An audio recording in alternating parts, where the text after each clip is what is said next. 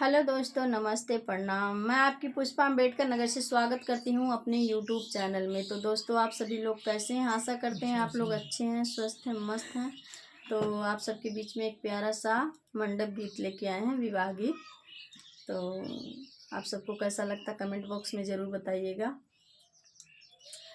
कन्हैया माड़ौआ रहा दियना से सजल हो, दियना से सजल हो।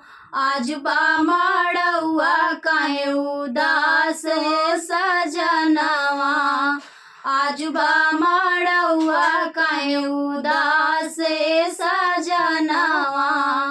कलिया माड़लिया रहल फूलवा से सजल हो, फूलवा से सजल हो।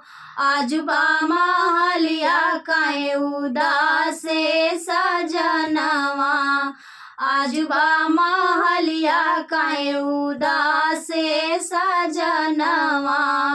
कलिया माड़ौआ रहल पान फूल सजल हो, पान फूल सजल हो। आज बा माड़ौआ काहे उदास है सजनवा, आज बा माड़ौआ काहे उदास है सजनवा। दोस्तों, आप सभी को कैसा लगा कमेंट बॉक्स में ज़रूर बताइएगा। धन्यवाद।